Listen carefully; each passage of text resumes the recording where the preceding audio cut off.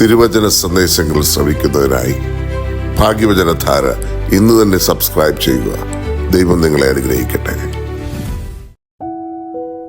ത്രിയേക ദൈവത്തിന് സ്തുതി. ഏവർക്കും ക്രിസ്തു യേശുവിന്റെ ധന്യനാമത്തിൽ എന്റെ സ്നേഹവന്ദനം. ഈ ലോക ജീവിതത്തിൽ മാമോദീസ ഏൽക്കുന്ന ഓരോ കുഞ്ഞിനെയും കിരീടം അണിയിക്കുന്നു. വിവാഹ സമയത്തും കിരീടം വാഴ്ത്തി നൽകുന്നു. ശവസംസ്കാര സമയത്തും പുരുഷന്മാർക്ക് തലക്കെട്ട് കെട്ടിയാണ് യാത്ര അയക്കുന്നത്.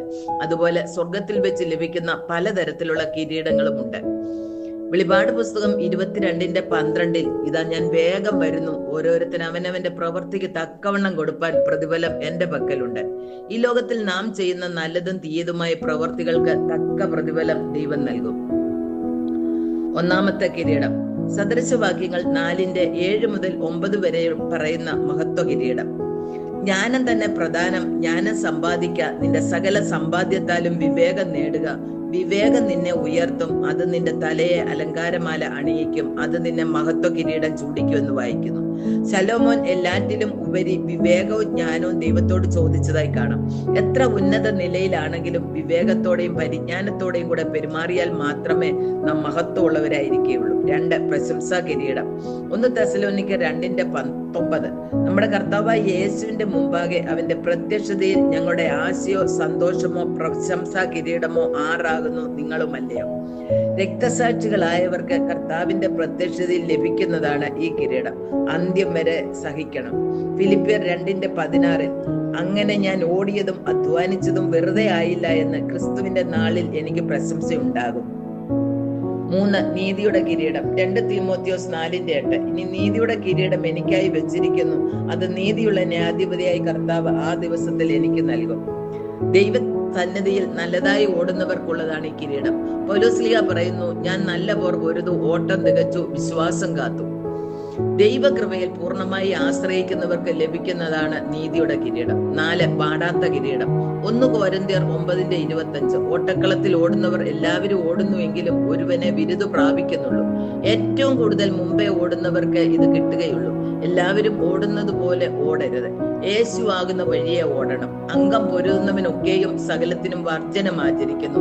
ചിലതൊക്കെ വർജിച്ചാലേ ജയിച്ചാലും കിരീടം പ്രാപിക്കുകയുള്ളൂ. ലോകത്തിലെ വാടുന്ന കിരീടത്തിനായിട്ടല്ല നാം ഓടേണ്ടത്.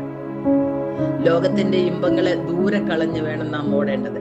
5. തേജസ്സിന്റെ വാടാത്ത കിരീടം. 1 പത്രോസ് 5:4 ഇടയശ്രേഷ്ഠൻ വെളിപ്പെടുമ്പോൾ നിങ്ങൾ തേജസ്സിന്റെ വാടാത്ത കിരീടം പ്രാപിക്കും. 5:2 മുതൽ തങ്ങളുടെ വിചാരണയിലുള്ള ദൈവത്തിന്റെ ആട്ടിൻകൂട്ടത്തെ ഭരിച്ചു മേയിച്ച് നല്ല മാതൃക കാണിച്ചു കൊടുക്കുന്ന മൂപ്പന്മാർക്ക് ലഭിക്കുന്ന കിരീടമാണ് തേജസ്സിന്റെ വാടാത്ത കിരീടം. 6. ജീവകിരീടം. യാക്കോബിന്റെ ലേഖനം 1:12 പരീക്ഷ സഹിക്കുന്ന മനുഷ്യൻ ഭാഗ്യവാൻ, അവൻ കൊള്ളാവുന്നവനായി തെളിഞ്ഞ ശേഷം കർത്താവ് തന്നെ സ്നേഹിക്കുന്നവർക്ക് വാഗ്ദത്തം ചെയ്ത ജീവകിരീടം പ്രാപിക്കും. ഇയ്യോബ് തന്റെ ജീവിതത്തിലെ പരീക്ഷണങ്ങളെ ജയിച്ച് അനുഗ്രഹം പ്രാപിക്കുന്നതായി കാണാം. വെളിപാട് പുസ്തകം 2:10 നീ സഹിപ്പാനുള്ളത് പേടിക്കേണ്ട, മരണപര്യന്തം വിശ്വസ്തനായിരിക്ക, എന്നാൽ ഞാൻ ജീവകിരീടം നിനക്ക് തരും. 1 പത്രോസ് 4:12-13 നിങ്ങൾക്ക് പരീക്ഷയ്ക്കായി സംഭവിച്ചിരിക്കുന്ന അഗ്നിശോധനയെങ്കിൽ അതിശയിച്ചു പോകരുത്. ക്രിസ്തുവിന്റെ കഷ്ടങ്ങൾക്ക് പങ്കുള്ളവരാകും തോറും സന്തോഷിച്ചു കൊള്ളുവാൻ പറയുന്നു. ഇതുപോലെ നഷ്ടപ്പെടാതിരിക്കാൻ നാം ചെയ്യേണ്ടത് എന്താണെന്ന് നോക്കാം. വെളിപാട് പുസ്തകം 3:11 ഞാൻ വേഗം വരുന്നു, നിന്റെ കിരീടം ആരും എടുക്കാതിരിക്കാൻ തക്കോണം മുറുകെ പിടിച്ചുകൊള്ളുക. 2 തീമോത്തിയോസ് 2:5 ഒരുത്തൻ മല്ല് കെട്ടിയാലും ചട്ടപ്രകാരം പോരായികയിൽ കിരീടം പ്രാപിക്കുകയില്ല. വചനം പറയുന്നത് പോലെ നമ്മുടെ ജീവിതത്തെ ക്രമപ്പെടുത്തി വിശ്വസ്തയോടെ ജീവിച്ച് ദൈവം ഒരുക്കിയിരിക്കുന്ന കിരീടം പ്രാപിപ്പാൻ നമുക്ക് ഓരോരുത്തർക്കും സംഗതിയാക്കട്ടെ എന്ന് പ്രാർത്ഥിക്കുന്നു.